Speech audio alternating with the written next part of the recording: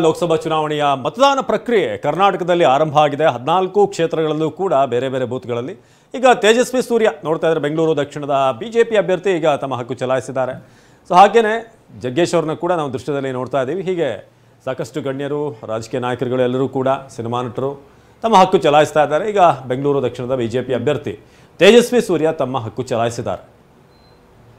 So ಬೇರೆ ಬೇರೆ ಭಾಗದಲ್ಲಿ ಹೇಗೆ ಮತದಾನ ಪ್ರಕ್ರಿಯೆ ನಡೀತಾ ಇದೆ ಅನ್ನೋದ್ರ ಬಗ್ಗೆ ಟಿವಿನ ನಿರಂತರವಾಗಿ ನಿಮಗೆ ನಾನ್ ಸ್ಟಾಪ್ ಒಂದು ಹೇರ್ ಲಾಸ್ಗೆ ಮೆಡಿಸಿನ್, ಹೇರ್ ಗ್ಲೋಗೆ ಜೆಲ್, ಡ್ಯಾಂಡ್ರಫ್ಗೆ ಶಾಂಪೂ, ಇದ್ಯಾವುದು ನನಗ್ ಬೇಡ.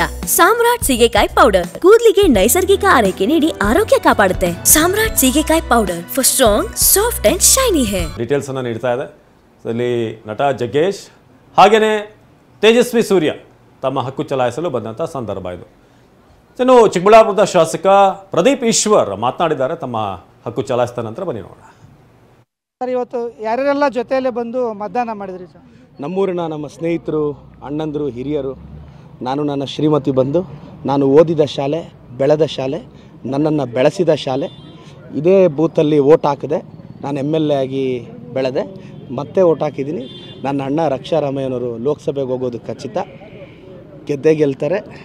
ಚಿಕ್ಕಬಳ್ಳಾಪುರದಲ್ಲಿ ಖಂಡಿತವಾಗೂ ಲೀಡ್ ಬರುತ್ತೆ. ರಕ್ಷಾರಾಮಯ್ಯವರು ಗೆಲ್ತಾರೆ. ನನಗೆ ಲಕ್ ಫ್ಯಾಕ್ಟ್ರೇ ಗೌರ್ಮೆಂಟ್ ಸ್ಕೂಲು ಸರ್. ನಾನು ಸರ್ಕಾರಿ ಶಾಲೆಯನ್ನು ನಂಬಿದವನು. ನಾನು ಇವತ್ತು ಸರ್ಕಾರಿ ಶಾಲೆಗಳಿಗೆ ಗೆದ್ದ ಮೇಲೆ ಎಷ್ಟೆಲ್ಲ ಒಂದು ಚೇಂಜಸ್ ತರ್ತಿದ್ದೀನಿ ನಿಮಗೆ ಗೊತ್ತಿದೆ. ಸರ್ಕಾರಿ ಶಾಲೆಗೆ ನಾನು ಅಷ್ಟು ಮಾಡುವಾಗ ಆ ಸರ್ಕಾರಿ ಶಾಲೆ ನನ್ನನ್ನು ಕಾಪಾಡುತ್ತೆ. ಆ ಸರ್ಕಾರಿ ಶಾಲೆಗೆ, ಆ ಮಣ್ಣಿಗೆ ಅದಕ್ಕಿರೋ ತಾಕತ್ತದು. ನಾನು ಭಾಳ ಸಲ ಹೇಳ್ತೀನಿ, ಮೊದಲೆಲ್ಲ ನಾವು ಏನು ಮಾಡ್ತೀವೋ ಅದು ಹೇಳ್ಬಾರ್ದು ಅಂತ. ನಾನು ಯಂಗ್ಸ್ಟರ್ಸ್ಗೆ ಒಂದೇ ಹೇಳ್ತೀನಿ, ನೀನು ಏನು ಮಾಡಬೇಕು ಅಂತಿದೆಯೋ ಅದನ್ನು ಪಬ್ಲಿಕ್ಕಲ್ಲಿ ಹೇಳಬೇಕು. ಆವಾಗ ನಿನಗೆ ಭಯ ಬಂದಾದರೂ ನೀನು ಅದನ್ನು ಮಾಡ್ತೀಯ ಚಾಲೆಂಜಾಗಿ. ನೀನು ಹೇಳಲಿಲ್ಲ ಅನ್ಕೋ, ಆಗಿದ್ದಾಗೋಗಲಿ ಅಂತ ಸುಮ್ಮನೆ ಇರ್ತೀವಿ. ಸೊ ಈ ಜನ್ರೇಷನ್ ಅಷ್ಟೇ.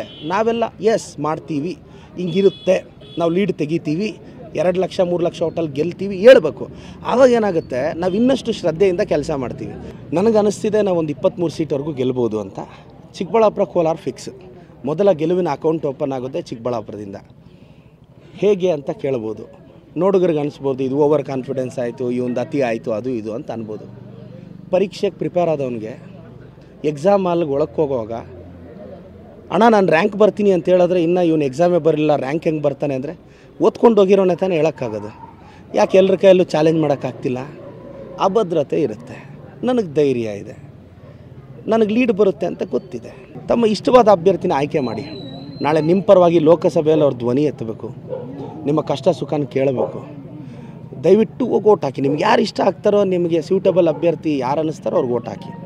ತಮ್ಮ ಆಯ್ಕೆ ಅಭ್ಯರ್ಥಿ ತಮ್ಮ ಭವಿಷ್ಯ, ತಮ್ಮ ಪರವಾಗಿ ನಿಲ್ಲೋರು, ಕಾಳಜಿ ಇದ್ವಯಸರು. ದಯವಿಟ್ಟು ದಮ್ಮಿರೋ ಲೀಡ್ರ್ಗಳಿಗೆ ಓಟ್ ಹಾಕಿ. ಕೇರ್ ಮಾಡಬಾರ್ದು. ಪಾಲಿಟಿಕ್ಸಲ್ಲಿ ಡೇರ್ ಡಿಸಿಷನ್ ತೊಗೊಳ್ಳೋನು ಬೇಕು. ಇನ್ನು 50 ವರ್ಷ ರಾಜಕೀಯ ಮಾಡಬೇಕು, ಇವಾಗ ಈ ತೀರ್ಮಾನ ತೊಗೊಂಡ್ರೆ ಮುಂದೆ ಎಲೆಕ್ಷನ್ ಏನಾಗುತ್ತೆ, ಆ ತೀರ್ಮಾನ ತೊಗೊಂಡ್ರೆ ಏನಾಗುತ್ತೋ, ಇಂಥ ಅಭದ್ರತೆ ಇರೋರನ್ನ ದಯವಿಟ್ಟು ಚೂಸ್ ಮಾಡಬೇಡಿ. ದಮ್ಮಿರೋ ಲೀಡ್ರಿಗೆ ಓಟ್ ಹಾಕಿ. ಚಿಕ್ಕಬಳ್ಳಾಪುರ ಜನ ಲಾಸ್ಟ್ ಟೈಮು ಒಬ್ಬ ಧೈರ್ಯವಂತನಿಗೆ ಓಟ್ ಹಾಕಿದ್ರು. ಈ 10 ತಿಂಗಳಲ್ಲಿ ನಾನು ತಗೊಂಡಿರೋ ಡೇರ್ ತೀರ್ಮಾನಗಳು, ಒಂದು ರಸ್ತೆ ಅಗಲೀಕರಣ, ಸರ್ಕಾರಿ ಶಾಲಾ ಕಾಲೇಜುಗಳನ್ನ ಯಶಸ್ವಿಯಾಗಿ ನಡೆಸೋದು ಮಾಡಿದ್ದೀನಿ. ಇದು ಯಾವುದ್ರಲ್ಲಿ ಒಂದು ತೀರ್ಮಾನ ತೊಗೊಳ್ಳುವಾಗ ನನಗಂತೂ ನೆಕ್ಸ್ಟ್ ಎಲೆಕ್ಷನ್ ಜ್ಞಾಪಕನೇ ಬರಲ್ಲ. ಅದು ನೆಕ್ಸ್ಟ್ ಎಲೆಕ್ಷನ್ ಜನರ ಆಶೀರ್ವಾದ. ಡೆಸ್ಟಿನಿ ದೊಡ್ಡದು, ನಮ್ಮ ಕೈಯಲ್ಲೇನಿದೆ, ಆ ಭಗವಂತ ತೀರ್ಮಾನಿಸಿರ್ತಾನೆ. ಸುಮ್ಮನೆ ಎಲ್ಲ ಇಲ್ಲಿ ಡ್ರಾಮಾ ಕಂಪ್ನಿಗಳು ಕಟ್ಕೊಂಡು ನಾಟಕ ಮಾಡ್ತಿರ್ತಾರೆ ಅಷ್ಟೇ.